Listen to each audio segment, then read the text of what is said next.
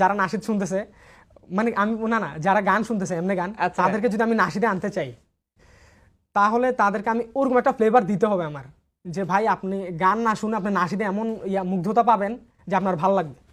এখন ওইটার জন্য আমাদের কিছু কিছু দেওয়া লাগে, যেমন আমি কিন্তু ওইভাবে ভার্সেটাইল ভাবে কাজ করতেছি, দেখা যায় আমি নাতের আসলও করতেছি, হামদও করতেছি, সুফিও করতেছি, তার মরমিও করতেছি, মায়ের সঙ্গীত, মানে সব মিলেই করতেছি। তো একটা আমাদের সঙ্গীত যদি তার কাছে পছন্দ হয়ে যায়, দেখা যায় সে আমাদের ফ্যান হয়ে যাচ্ছে, তো আস্তে আস্তে সবই কিন্তু গ্রহণ করবে। কিন্তু আমরা যদি এমন ভাবে চাই যে কোনো কিছু নেই, সে তো আমার গান যদি নাই শুনে সে আমাদের ইয়াতে আসবে কিভাবে, মানে দাওয়াতটা তো পাঠাতে হবে তাকে, আস্তে আস্তে নিয়ে আসতে হবে কি। যাই হোক, এখন আপনি একটা বিপদ নিয়ে এসেছেন। আমি তো জানতাম যে আপনি নাশিদ গান, এখন যে আপনি আরো অনেক কিছু বলেন, সুফি আরো অনেক গান গাইছেন বা নাশিদ গাইছেন, ইসলামিক গান গাইছেন, আমি একটু সুফি সং শুনতে চাই আপনার কাছে। আমি একটা নজরুল সঙ্গীত পরিবেশন করতে পারি। নজরুল? আচ্ছা ঠিক আছে, ওকে। হে নামাজি আমারও ঘরে নামাজ পড়ো, আজ দিলাম তোমার চরণ তলে হৃদয় যায় নামাজ। হে নামাজি আমারও ঘরে নামাজ পড়ো, আজ দিলাম তোমার চরণ তলে হৃদয় যায় নামাজ। আমি গুনাহগার বেখবর, নামাজ পড়ার নাই অবসর। আমি গুনাহগার বেখবর, নামাজ পড়ার নাই অবসর। চরণ ছোঁয়ায় পাপীরে করো হেসর ভরাজ, তবে চরণ ছোঁয়ায় পাপীরে করো হেসর ভরাজ। দিলাম তোমার চরণ তলে হৃদয় যায় নামাজ। হে নামাজি আমারও ঘরে নামাজ পড়ো। অসাধারণ, কাজী নজরুলের লেখা। আপনি গান শিখেছেন না ছোট থেকে? আমি শিখেছি বলতে হ্যাঁ, এটার ওস্তাদ মুখী শিখি নাই, বাট আমার সাউন্ড ডিজাইনটা যেহেতু আমি করছি, তো সেখান থেকে আমার থিওরিগুলো জানা আছে। আচ্ছা ঠিক আছে, এমনিতে কোনো কারো সান্নিধ্যে আপনার গান শেখা হয়নি? না। আচ্ছা ঠিক আছে।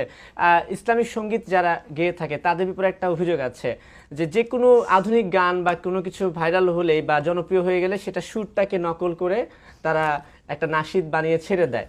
এই সুর নকলের ব্যাপারে, অভিযোগের ব্যাপারে আপনার কি মন্তব্য আছে? জি, এটার আমাদের নাশিদ অঙ্গনে অনেক ভাইরাল সং আছে যেগুলার সুরগুলা দেখা যাচ্ছে কয়েকটা গান থেকে নেওয়া, বা অনেকে আবার কি করছে ইম্প্রোভাইজ করছে, যে কিছু কিছু জায়গায় ইম্প্রোভাইজ করে সে নাশিদটা করে ফেলছে, যেমন সাবজি গুম্বদ ওয়ালে মনজুর দোয়া করে না, এরকম টাইপের। বাট এখন যে ইয়াগুলো করতেছে, যেমন আপনি সঙ্গীতের সুরগুলো নিতেই পারেন, বাট এমন সঙ্গীতের সুরগুলো নিচ্ছে যেমন মানে পুরো ডিস্কো টাইপের। যেই হ্যাঁ, যেমন আমি আপনার সামনে বলি, যখন একটা সিনেমার গান আছে দুষ্ট কোকিল ডাকে রে কুক কুক কুক, এটা দিয়েও আমি ইসলামিক সঙ্গীত বানাতে দেখেছি। জি আমিও দেখছি, আমাকে সেখানে অনেকে মেনশনও করছে। তো এগুলা কিন্তু আবার যায় না। আপনার সঙ্গীতগুলা দেখতে হবে যে নাশিদের সাথে এই সঙ্গীতটা কি মানানসই কিনা। আমরা নাশিদ কেন করছি, মানুষ যেন তারা যেন নাশিদ কতটুকু পর্যন্ত আপনি ইনস্ট্রুমেন্ট ইউজ করতে পারবেন যেন মাতাল না হয়, ঠিক না? তো আমার সঙ্গীতটা যদি এরকম টাইপের হয়, মানুষ তো বলবো এটা কিভাবে নাশিদ, মানে বিতর্কিত কাজ যেন আমরা না করি আর কি। এবং আরেকটা অভিযোগ আছে, ইসলামিক সঙ্গীত যারা গায় তারা বেশ পরিমাণে অটোটিউনের ব্যবহার করে, এবং সবচেয়ে বেশি অভিযোগটা কিন্তু ইসলামিক নাশিদ শিল্পীদের বিষয়ে থাকে আর কি। এটা কি সত্য? অটোটিউন দেখা যায়, আমি যদি বলি একবার অরিজিৎ সিং থেকে শুরু করে সবার ভোকালে আছে, বাট আমাদের ইসলামী অঙ্গনে যারা নতুন শুরু করতেছে একবারে উঠে আসতেছে, তারা একবারে দিয়ে তারা বুঝে না যে অটোটিউনটা কীভাবে ব্যবহার করবে। যেমন দেখেন, অটোটিউন সিস্টেমটা হচ্ছে আপনি যে স্কেলে গাইতেছেন 7টা নোট, এই নোটের ভিতরে আপনার গাইতে হবে, যদি বাইরে গান তাইলে বাজে শোনা যাবে। এখন সেই স্কেলে বুঝে না, কিছু বুঝে না, উল্টা আপনি গাইলেন যে সি মেজরে দিয়ে রাখছে এই মেজরে, মানে অটোটিউনটা পুরো উল্টাপাল্টা শোনা যায়, তো আবার অটোটিউন বাড়াই দিয়ে রাখে।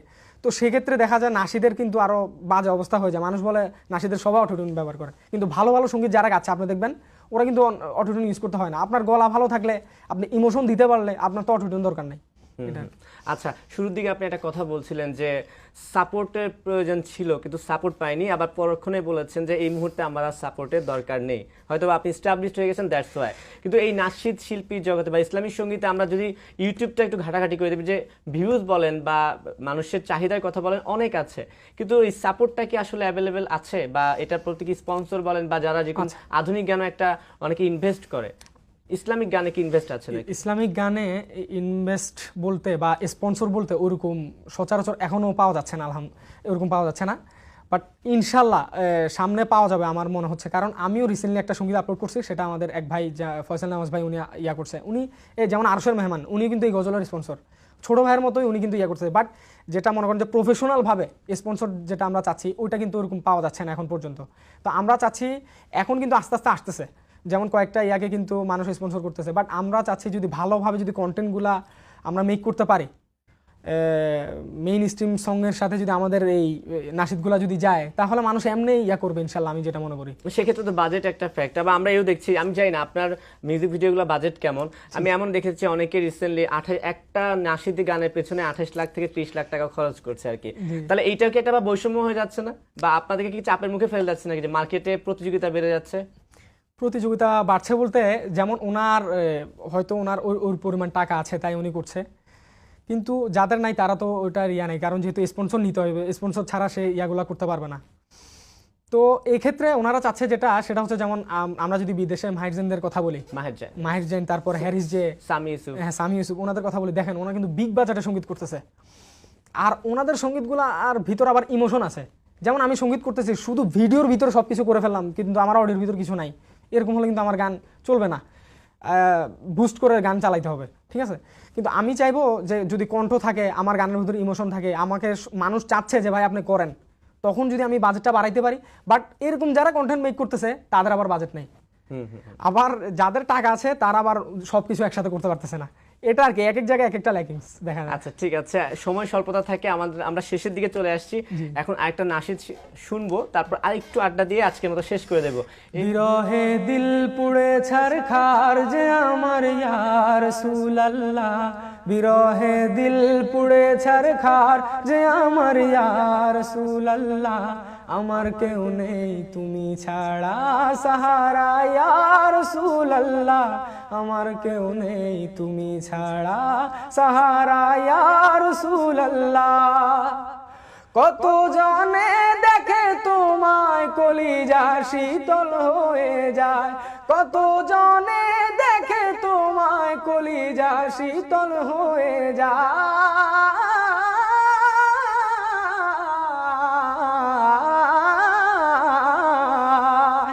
কত জনে দেখে তোমায় কলিজা শীতল হয়ে যায়, আমাকে দাও না দিদার একেবার ইয়া রাসূলুল্লাহ, আমাকে দাও না দিদার একেবার ইয়া রাসূলুল্লাহ, আমার কেউ নেই তুমি ছাড়া সাহারা ইয়া রাসূলুল্লাহ, আমার কেউ নেই তুমি ছাড়া সাহারা ইয়া রাসূলুল্লাহ। আপনার মাধ্যমে আজকে অনেক সুন্দর সুন্দর নাশিদ শুনছি, সময় বলছে যেতে হবে, তার আগে ছোট্ট আর দু একটা প্রশ্ন আছে। আমরা সাধারণত দেখি যে রমজান মাস এসেছে, রমজান মাস আসলে আমাদের যে টেলিভিশন চ্যানেলগুলোতে, সময় টিভি ছাড়া আমি পুরো বছরই কাজ করি, সবগুলো চ্যানেলগুলোতে দেখা যায় এই মাসটাকে কেন্দ্র করে ইসলামিক শিল্পীদের চাহিদাটা বেড়ে যায়, কিন্তু আর সারা বছরটা কিন্তু তেমন একটা খবর থাকে না কিংবা প্রচার করা হয় না। এইটা নিয়ে একজন ইসলামিক শিল্পী হিসেবে আপনার কোনো আফসোস আছে কিনা? আমি এই কথাগুলো বলতে হয়, সেটা হচ্ছে অন্যান্য চ্যানেলগুলো দেখে যে এই সময় যদি তাদেরকে দিয়ে ইয়াগুলো করা যায় তাহলে ভিউ পাবে। আমি আপনাদের কথা বলছি না, আমি আপনার অনেকজনের সাথে কাজ করতে দেখেছি, ইন্টারভিউ দেখেছি, কিন্তু অন্যান্য চ্যানেলগুলো এই সময় এই নাশিদের বা ইসলামী অঙ্গন বা ওয়াজ বলেন এগুলার কাজ করা শুরু করে, কারণ তারা জানে যে এখন যদি গান ছাড়ে এগুলা কেউ দেখবে না। আমার একজন পরিচিত আছে যে গানের জগতে অনেক ভালো ফেমাস, উনি নিজেই বলছে এখন আমি গান করতে পারবো না। আমি বলছি কেন ভাই? উনি বলতেছে এখন গান করলে তো কেউ দেখবে না। তো এই জিনিসটা এই নিউজের ক্ষেত্র বা চ্যানেলের ক্ষেত্রেও আর কি, টিভি চ্যানেলের ক্ষেত্রেও তারাও জানে যে এখন যদি গান ছাড়া কিছু হবে না। তো আমার কথা হচ্ছে যে এখন যেভাবে আপনারা প্রায়োরিটিটা দিচ্ছেন, পুরা বছরও পুরা মাস জুড়ে যে দিতে হবে এরকম না, মাসে যেমন কয়েকটা যদি ইয়া করা যায় তাহলে আমাদেরও লাভ হবে এবং ইসলামী অঙ্গনেরও অনেক ভালো প্রসার করবে ইনশাআল্লাহ। ঠিক আছে আবির চৌধুরী, আপনার সঙ্গে অনেক আড্ডা দিলাম, অনেক নাশিদ শুনেছি। শেষমেশ ভবিষ্যতে আসলে এই নাশিদ শিল্পী নিয়েই থাকবেন, সঙ্গীতের সঙ্গে থাকবেন, বা কি করার ইচ্ছা আছে সবটা জানতে চাই। জি, নাশিদ নিয়ে ভালো কিছু করার চিন্তা ভাবনা আছে। এখন যে আমি এই পর্যায়ে আছি এটা কিছুই না, আমার আরো অনেক দূর যাওয়ার চিন্তা ভাবনা আছে। আমি সাপোর্টের যে কথাটা বলেছিলাম সেটা হচ্ছে যে সাপোর্ট লাগবে না যে এরকম বলতে, যেটা চেয়েছিলাম সেটা হচ্ছে যে এখন আমরা কন্টেন্টটা কীভাবে মেক করতে হবে ওটা আলহামদুলিল্লাহ বুঝতেছি। তো সবাই একসাথে যদি আমরা কাজ করতে পারি, মানে সাপোর্টের ক্ষেত্রে না, মানে ইসলামী অঙ্গনটাকে উপরে নেওয়ার জন্য যদি আমরা সবাই একসাথে কাজ করতে পারি, আমার মনে হয় যে সবার জন্য সেটা ভালো হবে ইনশাআল্লাহ। ঠিক আছে, আপনার অনেক সুন্দর সুন্দর নাশিদ আছে, অনেকে জানে আপনার গাওয়া, আমিও জানতাম না গাওয়া, আপনার গাওয়া একটু আছে মিক্স। তো এই সেই ভক্তদের উদ্দেশ্যে যদি কিছু বলার থাকে জাস্ট ক্যামেরার দিকে তাকিয়ে একটু বলে দেন। আলহামদুলিল্লাহ, আপনারা সবাই আমাকে যেভাবে সাপোর্ট করে যাচ্ছেন, আমি আশা করি আমি যতদিন নাশিদের মধ্যে আছি আপনারা সবাই আমার জন্য দোয়া করবেন। আমি যদি শুধু সুস্থ থাকি এবং আমার যদি শরীর ঠিক থাকে তাহলে ইনশাল্লাহ আমি এভাবে আপনাদেরকে আরও ভালো ভালো নাশিদ দিয়ে যাবো ইনশাল্লাহ। তো সবাই আমার জন্য এভাবেই দোয়া করবেন, এভাবে আমাকে সাপোর্ট করবেন এবং সবাই ভালো থাকবেন। আসসালামু আলাইকুম ওয়া রাহমাতুল্লাহ। হৃদয় জুড়ে দাও ঈমানের নূর, কণ্ঠে আমার দিও বিনয়ের সুর। হৃদয় জুড়ে দাও ঈমানের নূর, কণ্ঠে আমার দিও বিনয়ের সুর। ইখলাসে মুড়ে দিও তুমি আমায়, ইখলাসে